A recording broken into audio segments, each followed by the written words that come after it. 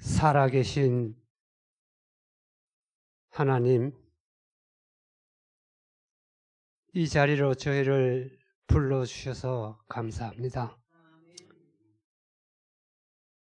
주께서 주의 종을 통하여 가라앉은 심령 속에 말씀으로 채워주시고 건강을 위하여 식물을 공급해 주셔서 영과 육이 강건하여 우리의 삶을 통하여 하나님께 영광을 돌리는 저희들이 되도록 인도해 주시옵소서. 마음이 심령이 비어 있습니다. 오늘 말씀 주실 때 그 말씀을 심령에 깊이 간직하여 이해하고 깨닫고 순종하는 이 한 시간 되도록 도와주시옵소서. 우리의 기쁨과 즐거움의 삶이 하나님께 영광이 되며 이웃들에게 빛과 향기를 날리는 우리 모두가 되도록 도와주시옵소서. 이 한 시간 말씀의 은혜가 성령을 통하여 우리 심령 속에 가득히 채워지기를 원하오며 사랑이 많으신 예수님의 귀하신 이름으로 간절히 기도드리옵니다.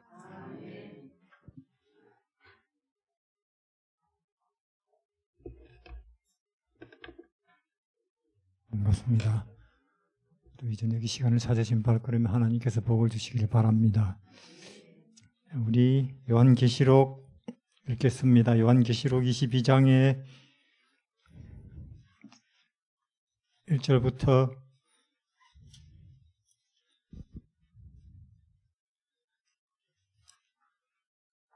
요한계시록 22장 1절부터 읽겠습니다. 또 제가 수정같이 맑은 생명수 강을 내게 보이니 하나님과 및 어린 양의 보좌로부터 나서 길 가운데로 흐르더라. 강 좌우에 생명나무가 있어 12가지 실과를 맺히되 달마다 그 실과를 맺히고 그 나무 잎사귀들은 만국을 소성하기 위하여 있더라. 다시는 저주가 없으며 우리 지금 이 땅에서 동서남북에서 이 죄의 결과물, 저주의 흔적들을 봅니까? 그럼요. 피곤하다, 스트레스가 있다. 이거는 원래 없던 것들이에요. 이거는 저주입니다. 경찰서가 있다, 병원이 있다, 무덤이 보인다. 저주입니다, 이것은. 요양원이 있다는 것도 저주지요. 저주의 결과죠. 왜냐하면 이게 쇠퇴와 질병을 위한 곳이니까. 노인이 있다, 늙음이 있고 쇠퇴가 있다. 이거 원래 생명세계에는 없는 것들입니다. 우리는 동서남북에서 그런 죄 때문에 생긴 그 저주의 흔적들 속에 살고 있습니다. 근데 다시는 그게 없대요. 거기는 다시는 저주가 없으며 하나님과 그 어린 양의 보좌가 그 가운데 있으리니 그 종들이 그를 섬기며 그 얼굴을 볼 터이요 그 이름도 저 이마에 있으리라. 다시는 밤이 없겠고 등불과 햇빛이 쓸데없으니 이는 주 하나님이 저희에게 비추심이라. 저희가 세세토록 왕노릇하리로다. 드디어 이제 하루가 저물었습니까? 이렇게 낮이 가니 밤이 오고 겨울이 가니 봄이 오고 오늘이 가면 내일이 오고 이번 주가 가면 다음 주가 오듯이, 그러면 오늘이 가듯이 겨울이 가듯이 이번 주가 가듯이 인생이 갈 텐데 인생이 갑니까? 가고 말고요. 오늘이 저물듯이 인생이 저물어 갈 것입니다. 이렇게 앞에서 뵈니 저물어 가시는 분들도 계시는구만요. 벌써 한낮은 지났고 저무는 것입니다. 그러면 오늘이 가면 내일이 오는 건 알겠는데 이렇게 낮이 가니 밤이 온다는 건 알겠는데, 겨울이 가니 봄이 온다는 건 알겠는데, 인생이 가면, 인생이 저물면 무엇이 오겠습니까? 죽음이 온다는 사람들은 아직도 성경 많이 배워야 돼요. 저는 어제 말씀드린 것처럼 새하늘 새 땅이 올 것입니다. 4차원이라고 말씀드렸습니다. 우리의 선택과 믿음에 따라서, 그렇죠? 인생이 저물면 새하늘 새 땅 4차원이 올 수도 있다는 거예요. 여기 다시는 밤이 없겠고 등불과 햇빛이 쓸데없으니 그런 날이 우리에게 올 것입니다. 믿으시길 바랍니다. 자, 만약에 우리가 그냥 이렇게 지금 이 시간에 다시는 아침이 오지 아니할 저녁을 맞이하고 있다면, 이 시간에 우리 여기 이렇게 태연하게 앉아 있을 사람 아무도 없죠. 그렇습니까? 지금 이 서산으로 넘어가 버린 저 해가 다시는 뜨지 않을 것이다. 그리고 내일은 다시 밝아오지 않을 것이라고 우리가 한다면은 우리 여기 어떻게 태연하게 이렇게 앉아 있겠어요? 끝난 거죠. 마찬가지로 우리가 죽을 텐데, 결국은 그 죽는 그 순간에 죽음 저편에 대해서 내가 아무 정보가 없이 죽는다. 그렇습니까? 그쪽에 대해서 내가 아무 아는 바가 없다. 그래서 사람들이 죽음을 두려워하는 것 같아요. 모르니까. 저쪽에는 무엇이 있는지 모르니까. 우리 동네에 아들이 넷이에요. 공부를 잘 하죠. 근데 이제 그 전에 농사 한 8마지기 지어가지고 대학 공부시키기가 어려웠습니다. 근데 너무 공부를 잘하니까 시켰어요. 인류대학들. 취직 잘했죠. LG, 이사, 상무, 또 대기업. 집도 새로 지었어요. 시골집을. 벽돌집으로. 짓고 난 그 다음 해에 암 걸렸습니다. 68세인가? 우리 팔촌이거든요. 병원에 누워있죠. 두려운 거예요. 이제 죽음이 왔다. 보람 있다고 생각했는데 죽음이 딱 맞닥뜨리고 보니 그런 것들이 아무 위로가 안 되는 거예요. 잘 키워놓은 아들들. 인생의 보람이 뭐냐? 잘 키워놓은 자식들이지 아니라는 거예요. 그 순간에는. 아무것도 위로가 안 된다 그 말입니다. 직장이 좋으니까 와서 잠깐 보고는 얼른 가야 되죠. 좋은 직장은 그래야 돼요. 그냥 노가다, 노동일이다 그러면 와서 일주일, 한 달 있어도 괜찮지만은 좋은 직장은 그냥 뒤다보고 가는 거예요. 아들들이. 아니, 나는 너희들을 키우려고 그렇게 농사 지어가면서 허리가 휘도록 그래 하다가 암 걸려서 곧 죽는데 너희는 내 옆에 내 곧 죽을 텐데 일주일도 못 있나? 하는 거예요. 제가 가보니까. 아주 두려운 모습으로 돌아가시는 걸 봤어요. 왜냐? 죽음 저편에 대해서 아무것도 모른다. 거기에서 무엇이 거기서 나를 기다리고 있는지에 대해서 아무런 정보가 없다. 이 땅의 일들은 구경도 해서 알겠고 학교에서 배워서도 알겠고 경험해서도 알겠고 들어서도 알죠. 그러나 이 죽음 저편에 대해서는 내가 아무것도 아는 바가 없다는 그 사실이 그렇게 두려운가 봐요. 죽으면 죽지 하지만 사실은 그렇다는 거예요. 어떻게 될까? 지옥이란다. 황천을 건너간단다. 끝없는 구덩이로 떨어진단다. 아니지, 그냥 아무것도 아니게 된단다. 그럼 아무것도 아닌 건 또 뭔지 아무것도 모르겠다는 거예요. 우리 모두에게 반드시 닥칠 일이지만, 그렇죠? 반드시 예외 없이 또 우리 중에 어떤 사람에게는 그날이 멀지 않지만은 그런 우리가 새 하늘 새 땅이 우리를 기다리고 있다는 것입니다. 오늘이 가면 내일이 오고 겨울이 가면 봄이 오고 우리 인생이 가면 우리 믿음과 선택에 따라서 새하늘 새 땅이 올 것입니다. 믿으시기를 바랍니다. 우리 이걸 소망이라고 해요. 희망이 있는 사람은 삽니다. 어디에 던져놔도 희망이 있는 사람은 산다니까요. 소망의 사람들이 되시기를 바랍니다. 저는 그래서 저는 그런 하늘나라 소망, 희망을 이제 사람들에게 선전하고 다니는 게 직업이죠.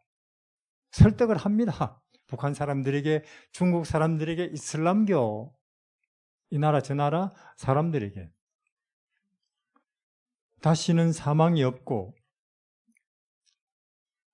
다시는 저주가 없을 것입니다. 모든 것이, 보이는 모든 것들이, 우리가 거기에 드디어 그 세계의 발을 들여다놓고 보이는 모든 것들이 평화일 거예요. 동서남북에 행복이 쫙 깔렸어요. 그렇죠? 생명의 땅이니까, 생명의 땅, 빛의 땅이니까. 다시는 돈을 벌 필요가 없고 다시는 골치 아프게 출퇴근할 필요가 없을 것입니다. 해방이겠죠. 이것을 소망이라고 하고 우리는 거기에 갈 것입니다. 그래서 우리는 왜 이렇게 이 해가 저무르는데도 이렇게 태연하냐? 내일이 온다는 걸 알고 있죠? 분명히 믿고 있습니다. 내일에 서산에 떨어진 저 해가 다시 동쪽에서 뜬다는 걸 우리는 분명히 알고 있듯이 내 인생이 끝나면 새하늘 새 땅이 온다는 그걸 분명히 믿을 수만 있다면 지금 또 그 순간에 인생 허사한 거 아니죠? 그래서 여러분들, 저는 지금 우리가 오늘에 혹은 또 이 나이에 우리는 어디에 집중해야 될까? 소망에 집중해야 된다고 저는 그렇게 생각을 합니다. 우리 여기에 갈 것입니다. 이걸 소망이라고 하는데, 우리가 이렇게 볼 때 이 시대에 사는 사람들의 고통은 희망이 불분명하다는 데 있는 것 같아요. 제가 보니까 소망이, 왜냐면 우리는 이미 인류는 실험해볼 거 다 해봤습니다. 왕이 다스리는 나라, 의회 중심제, 혹은 공화제, 혹은 민주제, 혹은 공산주의, 자본주의, 평등, 풍요 다 실험해봤습니까? 그런데도 우리가 바라고 원하는 그런 사회가 안 온다는 걸 확인해버렸어요. 우리는. 여전히 우리는 행복하지 않습니까? 그럼요. 여전히 마음이 허전합니까? 그렇습니다. 여전히 인생은 피곤하고 스트레스 받습니까? 그렇다는 거예요. 희망이. 이 시대의 고통은 희망이 불분명하다는 데 있어서. 저는 우리 할머니한테 들었습니다. 뭐냐? 저 얼마 전에 김제에 가니까, 김제 한 주일 있는데 제가 알기로는 일본식 건물이 많더라고요. 우리는 지붕이 약간 이렇게 곡선이 되고 중국 지붕은 아예 뒤집어져서 올라가고 일본식 지붕은 직선이죠. 많아요. 아니 왜 여기 김제에 일본식 적산 가옥이 많아야 하니까, 거기가 결국은 익산 김제 평야에 그 많은 그 당시에 그 쌀 일본으로 실어 나르던 군산항으로 거기 집산지가 김제래요. 식민지 수탈의 현장입니다. 우리가 애를 써서 농사 지어 놓으면은 싹싹 걷어가는 거예요. 일본 순사들이 와가지고. 그리고 양이 모자란다. 그러면 아궁이도 뒤지고 집더미도 뒤지고 그래도 안 나온다 그러면 때린대요. 그 정말로 그 환장할 노릇 아니에요. 아니, 내 땅에 내가 농사 지었는데 저거가 가져가면서. 거기 우리 동네에 95세 여섯 할머니 한 분 계십니다. 아직도 정신이 말짱합니다. 저보고 그러더라고요. 그 당시 학교를 다니는데 여학교, 이렇게 책을 들고 가다 넘어지면 자동으로 우리는 아이쿠 소리 나오지 않습니까? 그럼 때린대요. 한국말 했다고. 아이쿠 소리도 일본말로 해야지. 그런 참 비참하고 슬픈 게 어디 있어요? 우리 말도 마음대로 못 쓰는. 그렇지만은 그런 비참하고 참 그렇게 뺏기고도 다 뺏기는 그런 시대, 일제 시대에 자살이니 우울증이니 불면증이니 별로 없었대요. 왜 그러냐? 목표가 분명합니다. 뭐냐? 우리는 반드시 나라를 찾는다. 나라를 찾았지요. 또 6.25 때 얼마나 참혹합니까? 부모들이 보는 앞에서 자식들이 총 맞아 죽는 거예요. 자식들이 보는 앞에서 부모들이 폭탄 맞아 죽는 것입니다. 그러나 그런 참혹한 6.25 시절에도 자살, 우울증, 불면증, 스트레스 별로 없었다니까요. 왜 그렇습니까? 목표가 분명합니다. 뭐냐? 살아남자. 이 난리통에 살아남아야 된다. 저는 우리 어릴 때는 누님이 셋인데 우리 한 80호 가구 살거든요. 동네 우물 있었어요. 우리 누님들이 항상 보면 그 양철동에 동네 우물에 가서 물 길어 온다고요. 이렇게. 요새처럼 체구가 크지 않잖아요. 양철동에 물을 이고 오는데 저는 물 안 새는 양철동이 본 적이 없습니다. 항상 앞에서 그럼 이렇게 하고 와요. 그물로 밥을 하고 그물로 설거지를 하고 하는 거예요. 그뿐입니까? 온종일 밥 메고 소 몰고 다니고 나무하고 빨래하고 빨래를 어떻게 합니까? 겨울에 찬물에 안 빨아지니까 방망이로 두들겨 패죠. 겨울에 세탁기 아니라서 좀 잘 빨아지기만 해도 좋겠어요. 근데 뻣뻣한 무명배입니다. 뻣뻣한 무명배. 그렇게 빨래를 하고 온종일 그렇게 지내면 저녁이에요. 그렇게 저녁에 안 잘라고 애를 쓰는 거예요. 호롱불 켜놓고. 왜? 양말을 깨매고 자야 되니까. 그러다가 이렇게 비스듬히 기울어졌다. 그럼 아침인 거예요. 불면증 없다 그 말이에요. 제 말은. 요새 얼마나 불면증 많습니까? 아이고 좀 잠 한번 푹 자봤으면 좋겠다. 그런 사람 많이 만나봤어요. 예. 참 그렇게 지게를 지고 수레를 끌고 하던 그 시대에 스트레스, 불면증, 우울 별로 없었습니다.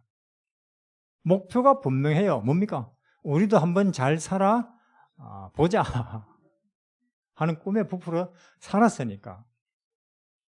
그럼 지금 어때요? 지금 우리는 벌써 일본에게 해방됐고 6.25 전쟁은 오래전에 끝났고 지금 잘 삽니다. 맞습니까? 단군 이래로 지금보다 우리가 잘 살던 시절이 있었나요? 단군 이래로? 근데 그 어느 시대보다 불면증, 우울, 스트레스, 자살 많습니까?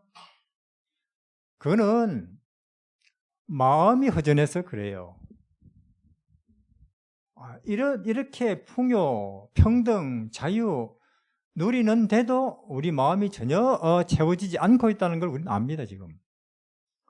그래서 인류는 더 이상 실험해 볼 새로운 정치 제도나 가치가 이제는 없어요. 다시 공산주의를 할까요? 다시 민주주의 안 되는 거예요. 그러니까 이 시대 사람들이 뭡니까? 남녀노소 할 것 없이 그래 어차피 희망 없으니까 오늘을 어떻게든 따분하지 않게 지내자. 맞습니까?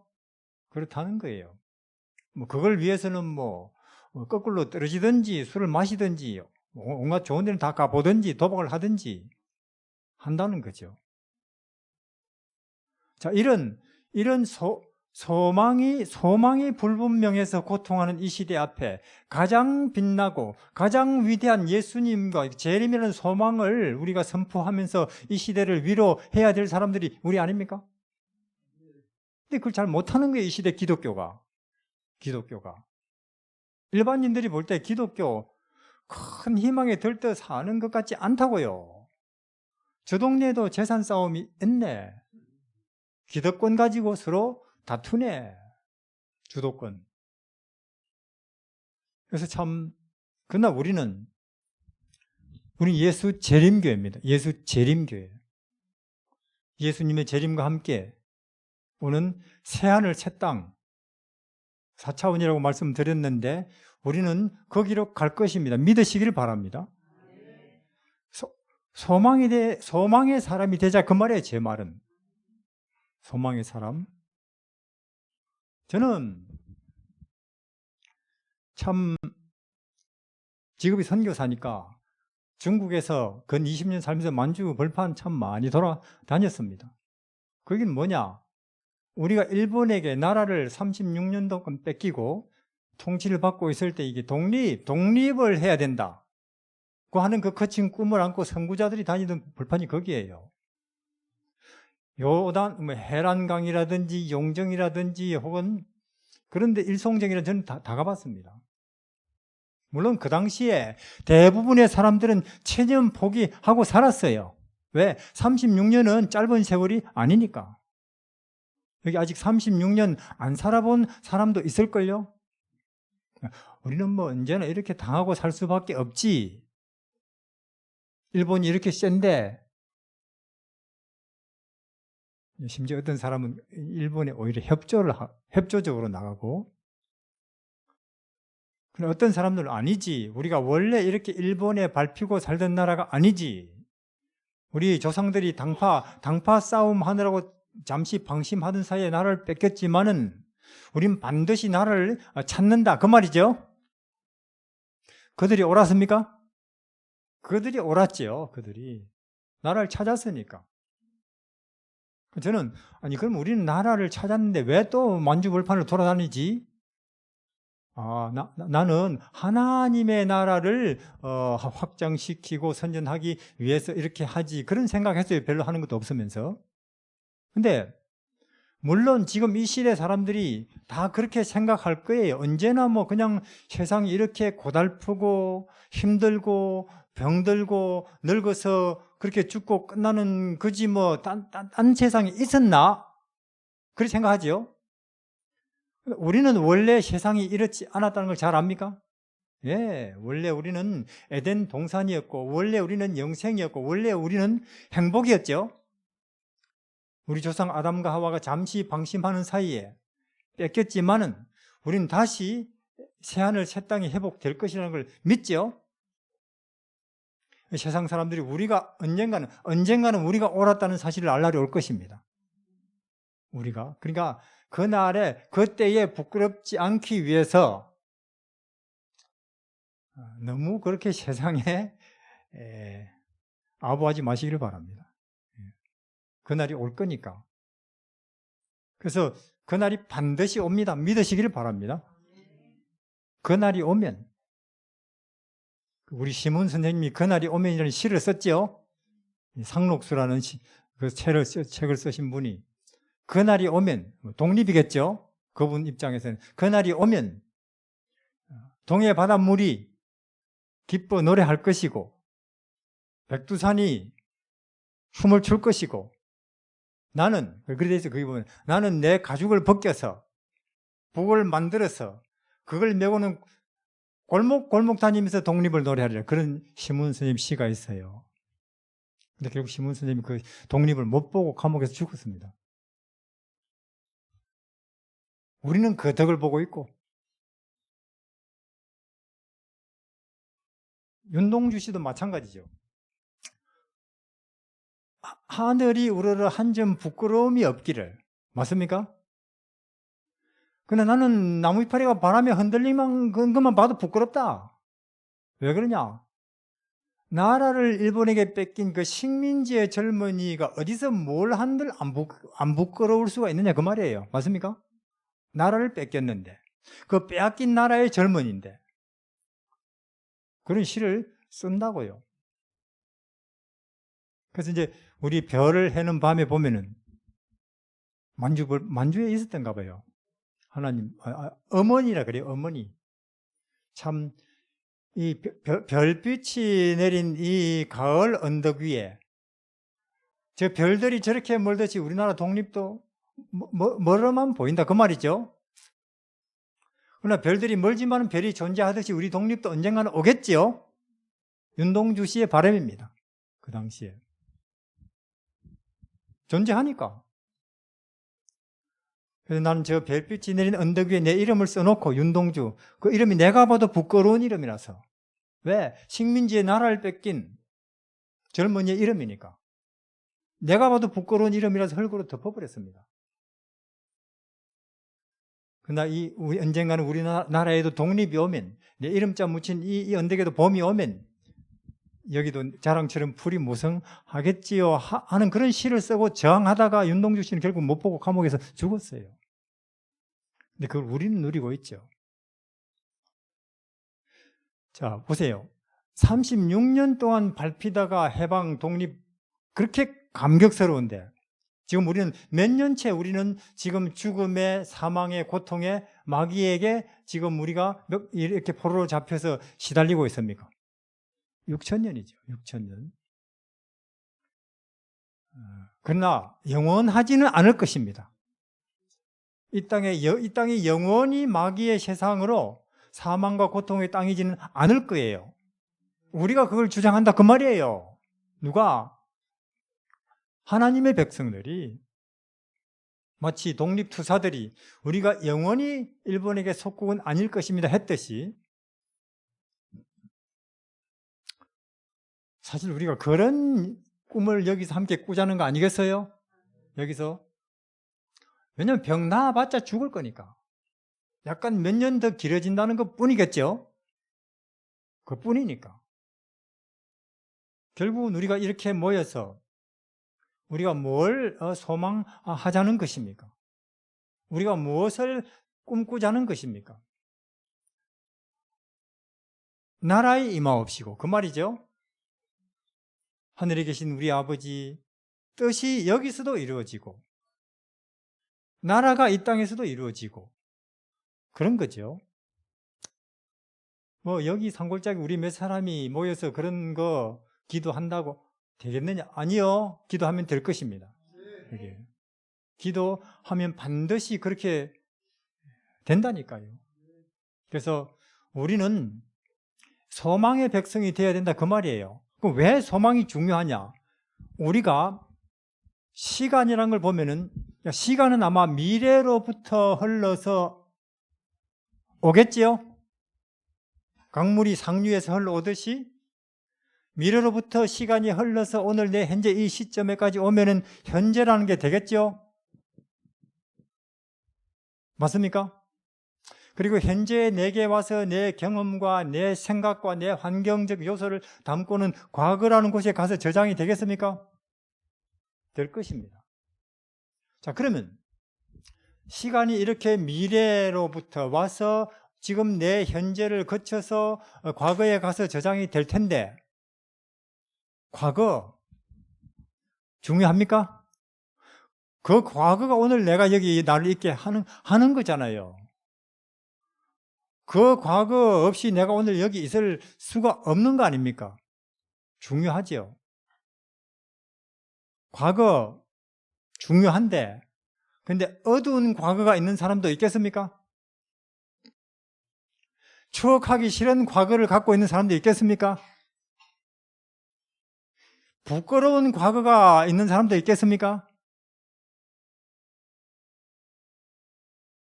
그럼 그 부끄러운 혹은 추억하기 싫은 그 과거는 이미 지나가 버린 거라서 변할 수 없는 겁니까? 그러면 안 되는 거예요. 하나님은 이것도 예를 들어서 과거는 변할 수 없는 것이라고 우리가 못 박아버리면 안 된다 그 말이에요. 예를 들어서 제가 어릴 때는 박정희 대통령이 무조건 잘하시는 분, 그렇죠. 우리 그분은 노래도 만드시는 분, 뭐냐 새벽종이 울렸네 새날. 아이고 대통령께서 노래까지 다 하시고. 그런데 김대중 정권이 딱 들어서니까 그분도 뭔가 잘못이 정치적으로 있다는 거죠. 그러니까 이 과거는 변할 수 없는 게 아니고 오늘 내가 어떤 입장에 있느냐에 따라서 수시로 그 의미를 바꾼다는 거예요. 사건 자체는 그대로지만은 자 요셉이 막상 노예로 팔렸습니까? 노예로 팔린 막상 팔렸을 때는 아이고 내 운명이 왜 이리 비참하냐, 쓰디쓰냐 했겠죠. 근데 나중에 뭐가 됩니까? 총리가 되고 보니 아하, 내가 노예로 팔리고 감옥에 들어간 그거 하나님의 섭리였네. 그런 거예요. 그래서 제 말은 너무 과거에 멱살 잡혀서 오늘을 우울하게 사시지 말라 그 말이에요. 네, 그런 사람 있다니까요. 당신들이 내 과거를 알면 왜 내 성질이 이런 줄 알걸요. 그러고 있더니 모든 걸 과거에 돌려버려요. 오늘을. 이 과거에 멱살 잡혀서 오늘을 우울하게 보내는 사람들 많습니다. 그 중에 대표적인 사람이 누구예요? 사마리아 여인. 사마리아 여인은 다른 사람이 알면 너무도 부끄러운 과거 때문에 오늘을 어둠 속에서 외롭게 살아가고 있는 여인이에요. 그렇습니까? 그렇다는 거예요. 그러던 그가 어느 날 자기의 모든 과거를 보세요. 이렇게 깨끗하게, 우리 인생은 그래요. 자, 인생을 시작합니다. 어릴 때, 그렇죠? 때 안 묻히고 깨끗하게 살고 싶죠? 근데 살다 보면은 때가 묻습니까? 근데 나이가 들면 들수록, 철이 들면 들수록 때 더 안 묻고 싶은데 더 어때요? 더 더러움이 많습니까? 난 때 안 묻히고 싶은데 살면 살수록 점점 어릴 때는 이랬는데 이렇게 되는 것을 느낍니까? 근데 점점 나이가 더 들어갈수록 완전히 이건 어떻게 돼? 그냥 뭐 이제 흰데가 없어요. 오히려 인생이 그렇더라고요. 사느라고 애를 썼는데 부끄러움 없이 살고 싶은데 하늘을 우러러. 좀 어릴 때는 그래서 좀 그런 것 같아서 내 얼굴이 밝았는데 웬만해도 웃음이 얼굴에 퍼졌는데 점점 나이가 들수록 내가 봐도 내가 실망스러워서. 보통 우리 연세 많은 분들의 얼굴이 어때요? 어린아이답지 않아요. 그게 인생입니다.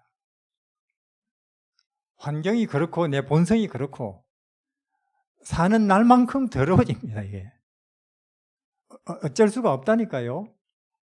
그래서 이게 보세요. 이 사마리아 여인이 어느 날, 물론 모르겠어요. 자기는 이렇다고 생각했겠죠. 그렇죠? 이 물들어 갔다가 자기의 모든 자기 인생을 이렇게 만들어 주신 분을 만났다 그 말이에요. 물론 어떤 사람은 이렇게, 여기서 어떤 사람은 여기 이렇게 되겠지만은, 다시 말해서 예수님의 십자가는 뭐냐? 내 인생을 여기서든지 이 정도 이렇게 만들어 주시는 거예요. 이해하시겠습니까? 그 사마리아 여인도 그렇고 막달라 마리아도 그렇고 강도도 그렇고, 강도, 십자가 오른쪽의 강도는 아마 자기는 아예 막 숫덩이라고 생각했을 거예요. 그러나 그들이 뭐 이렇게 혹은 이렇든 이렇게 되게 하시는 분이 누구라고요? 하나님의 아들이라고요. 막달라 마리아도 그렇고 삭개오도 그렇고 오른쪽에 못 박혀 있던 그 강도도 그렇고 자기 인생을 이렇게 해주신. 왜? 자, 우리 죄를 이렇게 씻기 위해서 하나님이 무엇이 바쳐졌다고요? 하나님의 생명이 바쳐졌다니까요. 하나님의 생명이. 이거는 뭐 윤 대통령의 생명 아니고, 혹은 이 땅의 공자 명자 석가모니 생명 아니고, 내 죄를 씻기 위해서 누가 죽었다고요? 하나님이 죽었어요. 그러면 우주에 하나님의 생명값보다 더 비싼 게 존재할 수 있습니까? 없죠. 지구상에 있는 모든 은행의 돈보다도, 지구상에 있는 모든 부동산보다도 지구뿐이겠어요? 우주 전체에 있는 모든 존재, 모든 가치보다도 더 비싼 게 그걸 지으신 분의 생명이라고요. 그러니까 내 죄를 씻기 위해서 그분의 생명이 드려졌다는 것입니다. 그걸 누가 알았다고요? 삭개오가. 그걸 누가 알았다고요? 막달라 마리아가. 그걸 누가 알았어요? 사마리아 여인이. 그걸 알고는 그들은 확신을 가졌습니다. 그러면은 내 죄 때문에 신이 죽었다면 나 이렇게 되고도 남겠네. 그렇습니까? 남는 거예요. 이렇게 되고도. 그러니까 우리가 아무리 죄를 짓고 쌓아봤자 그게 하나님의 생명값보다 비싸겠어요? 그러니까 죄 중에 가장 큰 죄는 뭐냐? 안 믿는 죄입니다. 도둑질 아니고 간음 아니고 살인보다도 더 비싼 죄는 이 하나님의 생명이 나를 위해서 바쳐졌다는 이 사실을 하찮게 여기는 거. 이것을 대수롭지 않게 여기는 이 죄야말로 하나님의 분노와 진노를 유발시키는 죄예요. 그게 왜? 우리 하나님의 죽음을 개죽음으로 만드는 거예요. 그거보다 더 큰 죄는 존재할 수 없습니다. 도둑질, 간음, 남을 때린다, 사람을 해치는 거예요. 그러나 이거 안 믿는 죄는 누구를 향한 직접적인 모독이고 죄입니까? 하나님을 향한. 절대로 그 죄에는 빠지지 마시기를 바랍니다. 절대로 안 믿는 죄, 우리 하나님의 아들의 생명을 하찮게 만들어버린 그 죄에는 연루되지 마시기를 바랍니다. 예. 그러니까 하나님은 그래요. 내 죄값이 100억이라면 100억. 하나님은 거기다가 100조도 더 되는 걸 투입하신 거예요. 그래서 선지자의 글에 구속은 풍성해야 된다. 여유 있어야 된다. 네 죄가 100억이라 그럼 100억 아니고 100억이라 그럼 100조를 줄게. 100억은 죄값 감대 쓰고 나머지 알아 쓰라고 그 말이에요. 하나님의 생명이 내 죄를 갚는데 바쳐졌다. 씻지 못할 죄는 존재하지 않습니다. 씻지 못할. 한 가지 경우를 빼고 안 믿는 거. 그래서 원장님이 말했지 않습니까?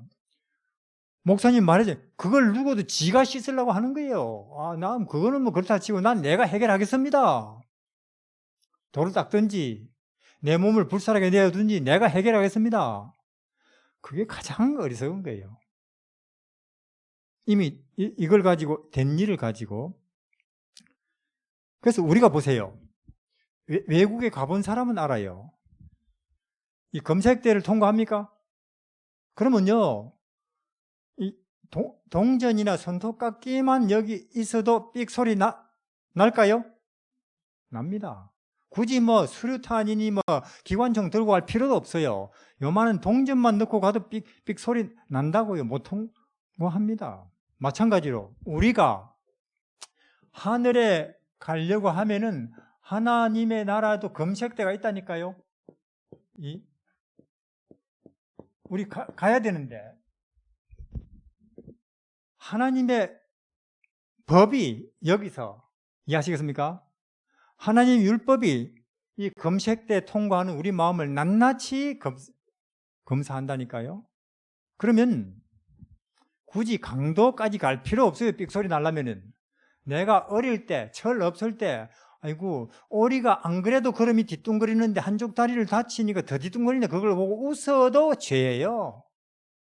맞습니까? 한번 웃어줬다 해도. 어느 누구를 좀 안 이꼽게 생각했다. 사망의 죄입니다. 그것만 해도. 삑 소리 난다고요. 이해하시겠죠? 누구를 지금은 뭐 조심 산다 치고 지금은 그러나 과거에 어릴 때 누구를 안 이꼽게 생각한 거 어떻게 해결하겠어요? 그거 안 된다 그 말이에요. 그 정도만 돼도 지나가려면은 그냥 삑 소리 난다니까요. 그러니까 인간은 스스로는 절대로 여기 통과할 수 있는 인간이 없다 그 말입니다. 그 공자, 맹자, 석가모니 다 거기 모셔다 놔도 안 된다 그 말이에요.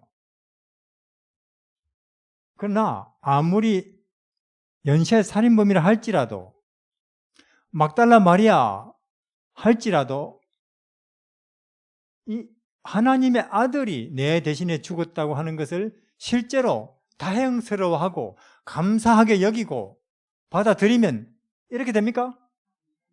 그러면 딱 통과하면 아무 소리 안 나요. 아무 소리 안 나요. 그 외에는 방법이 없다는 거예요. 그러니까 이것이 얼마나 감사한 일입니까? 예수님의 십자가가 얼마나 다행스러운 일이에요. 저는 모르겠어요. 여러분이 1번인지 2번인지 3번인지 모르겠습니다. 그러나 누구든 1번인지 2번인지 3번이든지 간에 이렇게 되려면은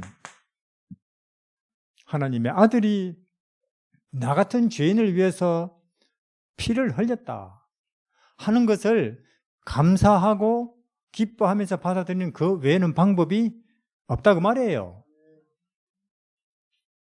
이 점에 있어서 분명히 하시기를 바랍니다. 뭐 불교니 혹은 뭐 이슬람교니 이런 잡다구리한 종교들 아무 근거 없이 그냥 종교라고 사람들을 거기다가 끌어모으고 있다니까요. 어떻게 해결할 거냐 그 말이에요. 그래서 이 사마리아 여인은 그걸 알았어요.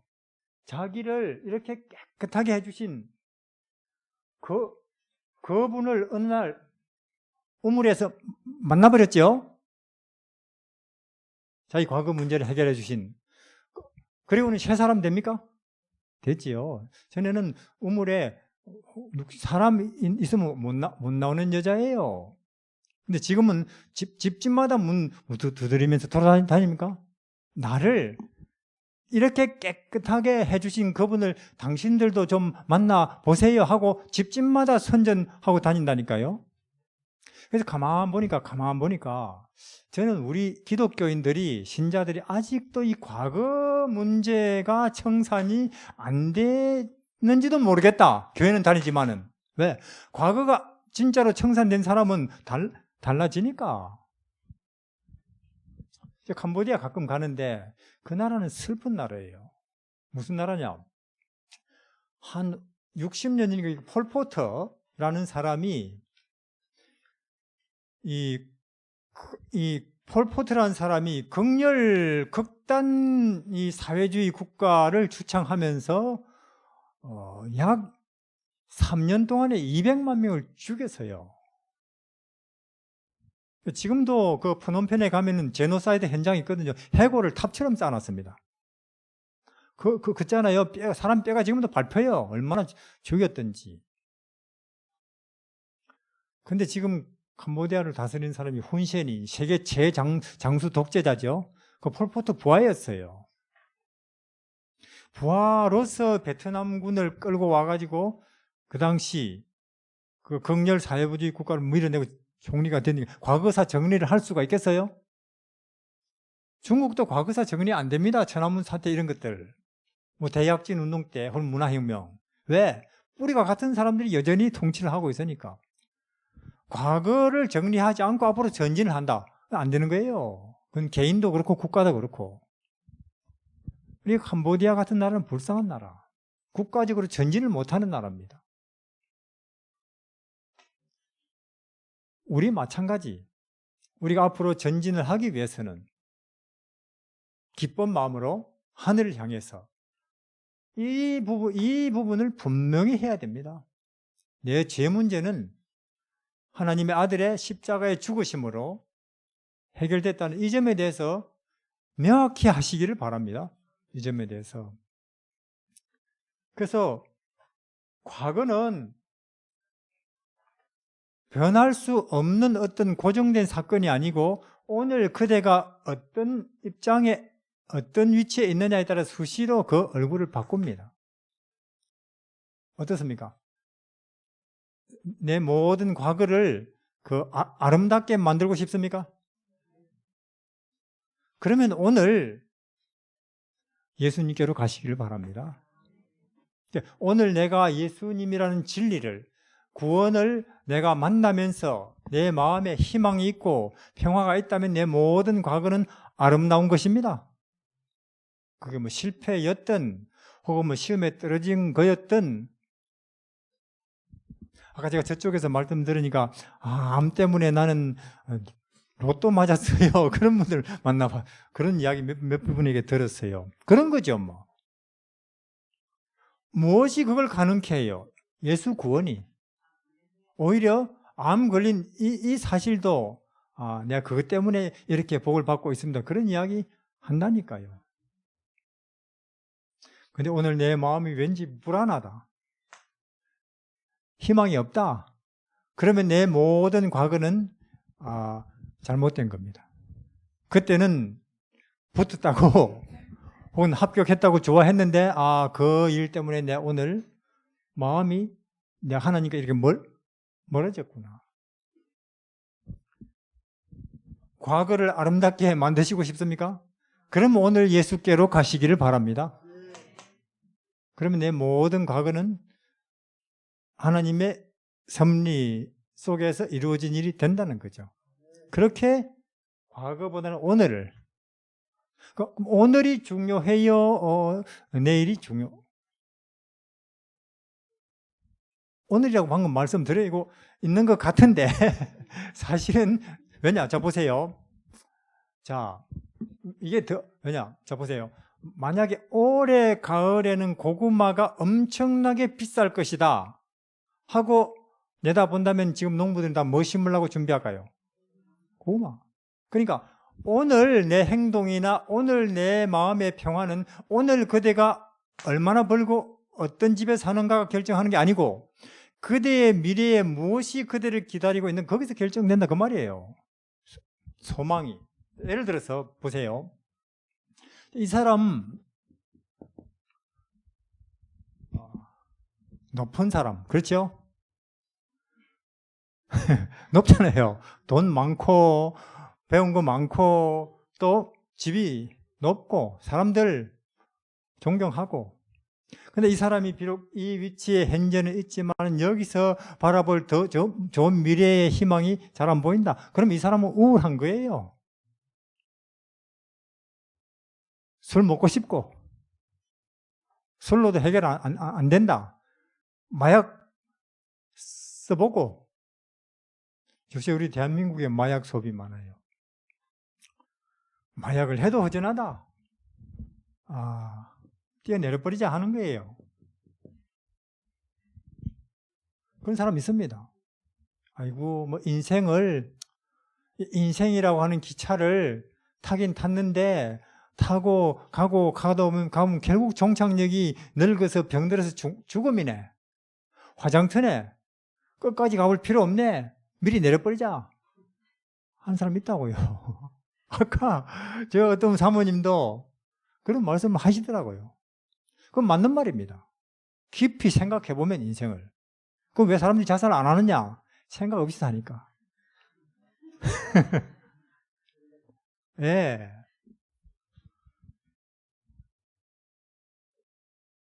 그런 사람이 요새 점점 더 많아요. 그러나 참 이 사람 인생 밑바닥에 살아요. 누굽니까? 요셉이죠. 시궁창 같은 곳이죠. 노예니까. 노예가 바닥인 줄 알았는데 또 좀 더 세월 지나고 보니까 또 어디 들어앉아 있어요? 감옥에. 아니 주인집을 위해서 충성을 다 한다고 하는데 감옥이란 말이에요. 맞습니까? 그 주인 마누라가 그렇게 끌어당기는데 충성하느라고 했는데 뒤집어쓰고 누명 뒤집어서 감옥이라 그 말이에요. 그럼 우리 같으면 보통 억울해서 암 걸려 죽습니다. 그러나 창세기 39장에 보면 요셉이 노예로 팔렸으나 요셉이 왕의 감옥에 왕의 죄수를 가두는 감옥에 갇혔으나 그 요셉의 범사에 하나님께서 함께 하셔서 요셉이 형통하더라. 그렇게 돼 있죠? 형통이란 말 뜻이 뭐예요? 요셉의 인생이 순조롭다 그 말이죠. 스트레스 안 받는다 그 말이죠. 여전히 노래 부를 수 있다 그 말이죠. 여전히 남 도와줄 수 있다 그 말 아닙니까? 이 밑바닥에 살면서도. 왜 그래요? 요셉은 아무리 인생 밑바닥에 살아도 하나님께서 내 미래를 반드시 복 주실 것이다. 내 미래를 반드시 빛나게 하실 것이다. 믿죠? 그래서 그런 거예요. 그래서 그러니까 여러분들 자녀들에게 무슨 어사니 사자니 그런 거 만들려고 생각 마시고, 내 아들 딸에게 요셉처럼 예수님에 대해서, 진리에 대해서, 소망에 대해서 분명하게 이 아이가 믿고 크도록 해야지. 왜? 그거 있으면 인생 잘 살아가니까. 의사는 될 수도 있고 못 될 수도 있고. 이게 있다면 아무리 어디 던져놔도 한평생 잘 살아가죠. 요셉이. 시궁창에 살아도 하늘을 봅니다. 우리가 그런 사람이죠. 그래서 오늘 내가 감사하냐, 기쁘냐, 희망 있냐, 그것은 오늘 현재 내가 어떤 입장에서, 어떤 집에, 어떤 대우를 받고 사람들에게 얼마나 인정받고 사느냐가 결정하는 거 아니고, 그대의 미래에 무엇이 그대를 기다리고 있느냐가 결정한다 그 말이에요. 그럼 우리가 예수를 안 믿는다, 재림을 안 믿는다, 사창을 안 믿는다, 그럼 우리 인생의 미래에 내일이 반복되면 그럼 뻔한 건 뭐예요? 죽는 거죠. 그렇게 죽을 수밖에 없는 우리 미래를 하나님께서 새하늘 새 땅으로 바꾸어 주셨다니까요. 그러니까 우리가 얼마나 감사합니까? 예수라는 그분, 얼마나 그분의 탄생, 그분의 죽으심, 그분의 하늘에 계시다가 다시 오시는, 이거 얼마나 다행스러운 거예요. 그래서 이것을 자꾸 생각해야 된다 그 말이에요. 우리 신명기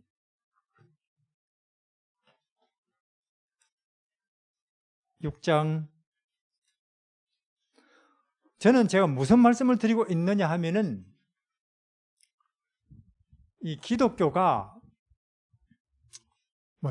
종교 단계 쪽에서 본다면은 다른 거는 우상숭배고, 기독교가 그래도 구원이 보장되는 참 종교입니다. 혹은 또 교리 신학 단계도 있겠죠. 그럼 성경적으로 어떤 교리가, 어떤 신학이 바른 교리고 바른 신학이냐? 쇠천사의 기별, 믿음으로 말미암는 의 혹은 성소, 조직신학 여러 가지를 통해서, 공부를 통해서, 연구를 통해서 이제는 확인할 수 있겠지요. 이 책 가지고. 기독교는 기독교인데 지옥에 대해서, 구원에 대해서, 죄에 대해서, 재림에 대해서 어떤 해석이, 어떤 입장이 성경적이냐 알 수 있을 거예요. 이쪽이 맞고 저쪽이 틀리네, 저런 교리는 문제가 많네. 그러나요, 거기서 더 들어가서 그렇게 해서 예수가 결론이고 답이고 진리네, 결론이 났으면 이제 기독교가 드디어 종교 단계도 아니고 교리 신학 단계도 아니고 생명 단계로 들어가면 똑같은 소리 할 수밖에 없는 거예요. 했던 소리 또 하는 거예요. 했던 소리 또.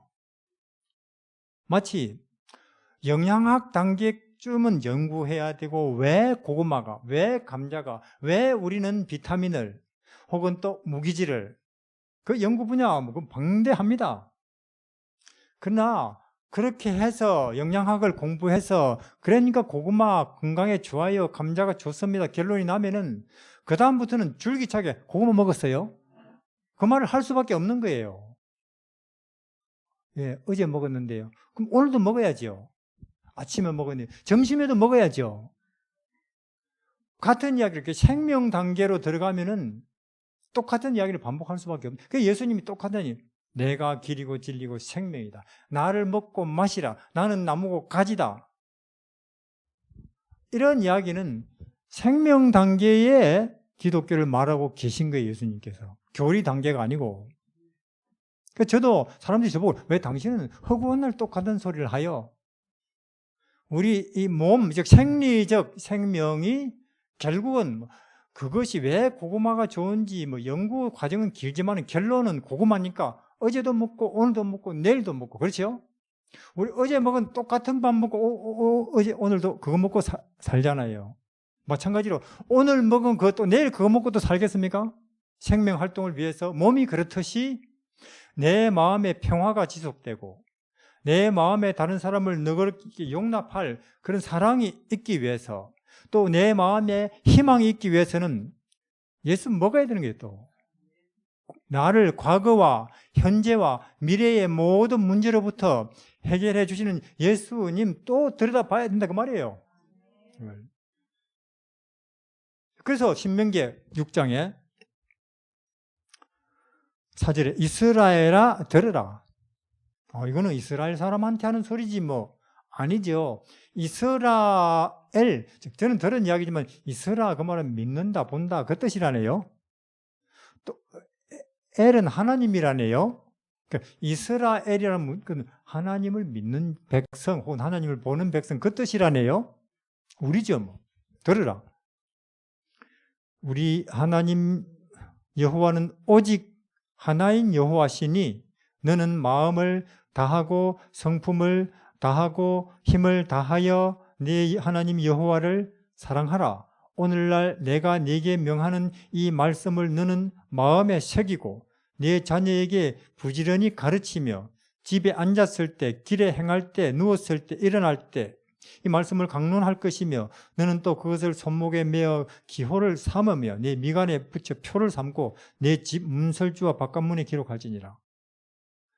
그러니까 이 생명 단계로 들어가면은 교리 단계가 아니고 교리 신학 단계는 예를 들어 제가 피타고라스 정리다 그러면 A 제곱은 B 제곱 플러스 C 제곱 한번 알아버리면은 내가 술 먹는 중에도 피타고라스의 정리가 뭐예요?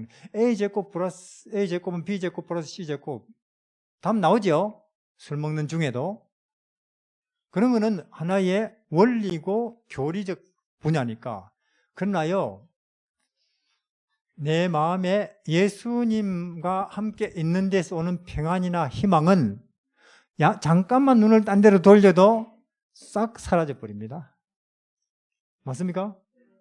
물건값 비싼데요, 깎아주세요, 옥신각신 하는데 평안이 뭡니까? 싹 잊어버렸어요. 현재 우리 기독교의 문제점은 그겁니다. 기독교의 문제점. 저는 우리 재림신자들이 이 정도 알면 충분하다고 봐요.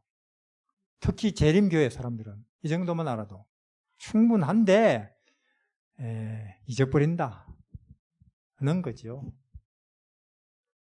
그래서 여기서 하나님께서 잊지 않도록 너희들이 특별히 잊지 않도록 뭔가 수단과 방법을 대책을 세우라 그 말이죠. 너희들이 애굽에서 노예로 살았는데 여호와라고 그 하나님이 애굽을 초토화시키고 홍해를 쪼개고 사막에서 40년 동안 비처럼 음식을 내려가면서 바위에서 물을 줘가면서 여기로 불러내서 우리나라 되게 했다는 그 사실을 잊어버릴까 봐서. 그렇죠? 잊어버리면 또 엉뚱한 신한테로 가는 거죠. 잊어버리면은. 하나님께 신신당부를 합니다. 밥 먹을 때도 이야기하고 길에 다닐 때도 이거 이야기하고 그것도 모자라면 써붙이고 사방 새하늘 새 땅 4차원 예수님이 곧 온다 써붙이라 그 말이에요. 하나님의 아들은 마옥간에 태어났지 써붙이라 그 말이에요. 왜? 아니, 신의 아들이 마옥간에 태어나서 저렇게 축사에 누워있네 하는 것을 안 잊어버리면 그걸 기억하는 한 아이고 나는 왜 이렇게 내가 아직도 새집에 살지? 아니요. 그것도 과분하다는 생각이 든다니까요. 그걸 안 잊어버리는 한 그걸 내 마음속에 기억하는 한 마찬가지로 우리가 왜 사람들 태도에 스트레스를 받습니까? 이걸 잊어버려서 그래요. 하나님의 아들은 나 때문에 하늘도 아니고 땅도 아니고 어중간한 데서 옷도 완전히 빨갛게 채로 빨래처럼 이렇게 십자가에 못이 박혔다. 이걸 기억하는 한 우리는 스트레스를 받는 게 거의 불가능하다니까요. 다른 사람이 나를 어떻게 취급하든. 근데 우리는 왜 그런 걸 받습니까? 교회 다니는데도. 잊어버렸어요. 벌써. 그럼 이건 뭡니까, 십자가? 설교용입니까? 교회에? 그렇다는 거죠. 일반인들. 아니라는 것입니다. 예수님은 아니 너희들 왜 내가 그냥 예배당에서 교회 예배용으로 설교용으로만 써먹냐? 난 너 밥이고 빵이다. 마시는 물이다. 이거는 일상생활이라 그 말이에요. 그 당시 기독교가 그렇게 하다 망했습니다. 오늘 우리도 마찬가지. 계속 이 예수님을 설교용으로 교리용으로 신앙용으로 써먹다가는 힘이 없어요. 미직은. 그래서 이 신앙이 기독교가 생명 단계로 들어가면 똑같은 이야기를 합니다. 베들레헴에서 아기 예수님이 나셨습니다. 세상에 신이 30년 나사렛 총구석에서 몫으로 왔다 갔다 합니다. 먹고 살라고. 신이 먹고 살라고. 그리고 못이 박혀서 나 때문에 죽었습니다. 이런 이야기를, 그리고 우리는 새하늘 새 땅으로 갑니다. 그리고 오늘이 아무리 고달프고 가난해도 금세 지나가니까, 새하늘 새 땅이 오니까, 세세토록 왕노릇 한다니까, 이 땅에서 이렇든 아무것도 아니지 않습니까? 하는 이것이 명백해져야 된다 그 말이에요. 이걸 잊지 않기 위해서 여기서 하나님이 신신당부를 하는 거예요. 써붙여라. 하여튼 아이들에게 영어는 못 가르쳐도, 아이들에게 수학은 못 가르쳐도 이건 가르쳐라 그 말이에요. 아이들에게. 근데 교인들이 그렇게 안 해요. 안 하니까 기독교가 힘이 없다는 것입니다. 그러나 우리는 분명히 해야 될 것은 우리를 이렇게 과거 문제와 미래 문제로부터 하나님은 해방하신 것입니다. 해방하신 거예요. 이것을 우리는 소망이라고 합니다. 그래서 오늘 끝으로 이 써붙여 놓을까요, 우리가요? 새하늘 새 땅. 하나님의 아들은 마옥간에 났어. 그리고 하나님의 아들은 몫으로 30년을 나사렛 총구석에서 왔다 갔다 한다. 그런 걸 우리는 써붙여야 됩니다. 우리 옛날에 그런 적이 있어요. 산불 조심, 써붙입니다. 쥐를 잡자, 써붙입니다. 어릴 때 강조주간이 있다니까요. 사실 그거보다 더 우리가 재림교인들이 써붙여야 될 것은 하나님의 아들, 새하늘 새 땅이지요. 왜냐? 그것을 우리가 마음속에 간직하고 기억하는 한 우리는 하늘이 되니까. 우리는 국회의원은 못 돼도, 의사는 못 돼도 예수님을 우리가 마음속에 모시는 한 우리는 하늘이 되고 진리가 되고 빛이 되니까. 얼마나 그것이 중요하냐 그 말이에요. 오늘 저녁에 제가 말씀드린 건 그겁니다. 새 하늘 새 땅이 우리를 기다리고 있습니다. 우리는 하늘에 갈 것입니다. 낮이 가면 밤이 오듯이, 오늘이 가면 내일이 오듯이, 겨울이 가면 봄이 오듯이 우리 인생이 가면 새 하늘 새 땅이 올 것입니다. 우리가 독립이 왔듯이 그날이 반드시 올 거예요. 그래서 우리는 그 소망을 가지고 아무리 오늘이 고달파도 소망으로 사시고 또 우리의 소망을 이웃에게 알려서 이 소망 없어 우울한 시대를 밝히는 등불이 되시기를 바랍니다. 기도하겠습니다.